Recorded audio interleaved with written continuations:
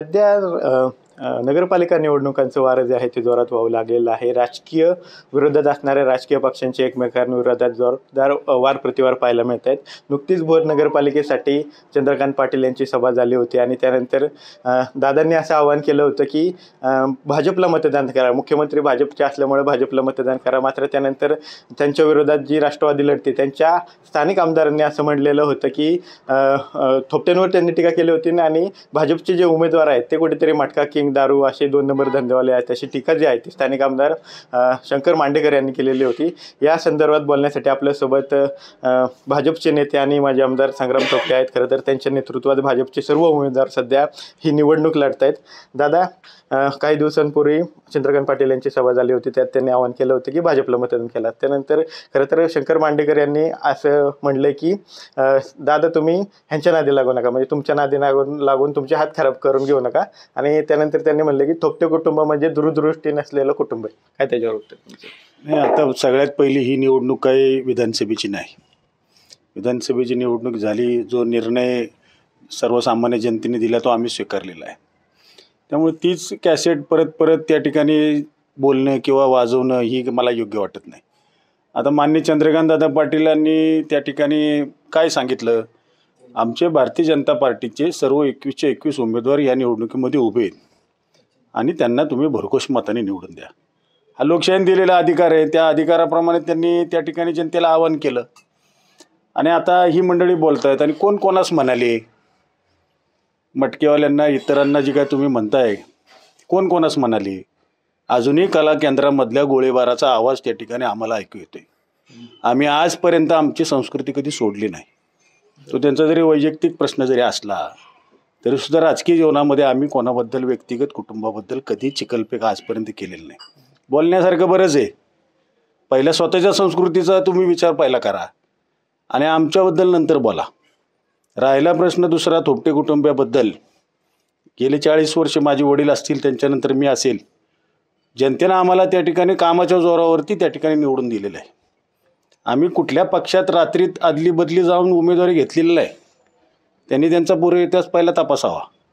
बोलण्यासारखी बऱ्याचशा गोष्टी आहेत. मागच्या शुभारंभाची त्यांच्या प्रचाराच्या शुभारंभाला सुद्धा त्यांनी माझ्याबद्दल वक्तव्य केली, त्याच्याबद्दल मी नंतर बोलील. पण आता तुम्हाला माझा मुलगासुद्धा जाचायला लागला आहे. तो जनतेमध्ये जातोय, जनतेचे प्रश्न सोडवण्याचा प्रयत्न करतोय, म्हणजे तुम्ही त्याच्याबद्दल पण बोलणार. आणि आम्ही जनतेमधून कायम फिरणारी मंडळी आहोत, जनतेला बरोबर घेऊन फिरणारी मंडळी आहोत आणि तुम्ही टोळेवाले घेऊन फिरणारे आहात. आमच्या मागे कधी कुठल्या गाड्या नसतात. तुमच्या मागे किती गाड्या असतात ते काही जनतेने पाहिलेली. आम्ही एकटा असतो, आमच्याबरोबरचे आमचे कार्यकर्ते त्या ठिकाणी असतात आणि जनतेमधून काम करण्याचा आमचा प्रयत्न आहे. आम्ही कधी टोळेवाल्यांना घेऊन कधी या ठिकाणी जनतेपुढे गेलेलं नाही. आमची ती संस्कृती नाही. खरं तर त्यांनी सांगितलं आहे, आज ज्या प्रभागात ते प्रचार करतायत त्या प्रभागातल्या उमेदवारांची खरं तर प्रतिमा काय आहे हे त्यांनी बोलण्याआधी तपासायला पाहिजे होती. आमच्या उमेदवाराबद्दल बोलत आहेत. आम्हाला आज कुठलाही उमेदवार आयात करायची गरज पडलेली नाही. तुमचं पॅनल किंवा तुमचे उमेदवार हे तुम्हाला शोधून आणावे लागलेले आहेत. आज तुम्ही प्रतिनिधित्व करताय, करा. तुमच्या केलेल्या कामाचा जो काही लेखाजोखा असेल तुम्ही जनतेपुढं मांडा, त्याच्यातून जनता जनार्दन कौल देईल. परंतु आम्ही काहीच केलं नाही ह्या गोष्टीला काही अर्थ राहत नाही.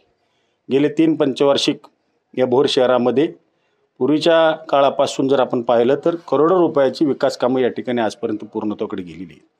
जनतेने आमच्यावर विश्वास ठेवलेला आहे आणि आम्हाला खात्री आहे की आमचे 21चे 21 उमेदवार चांगल्या फरकाने यावेळेला निवडून येतील.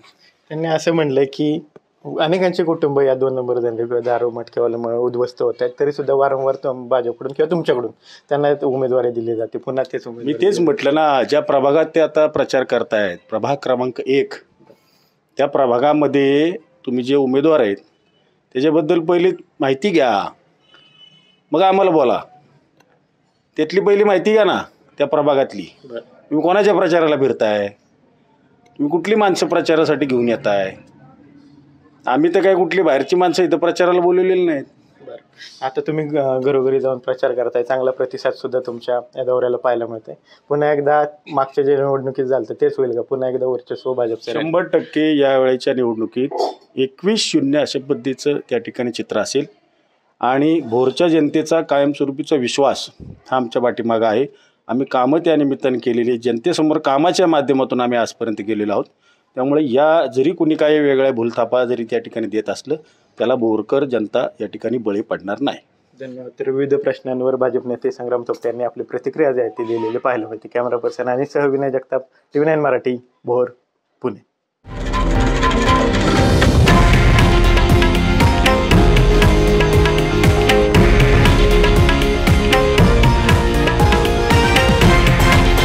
हे आहे देशातील नंबर 1 न्यूज नेटवर्क आणि आपण पाहत आहात TV9 मराठी, एकमेव.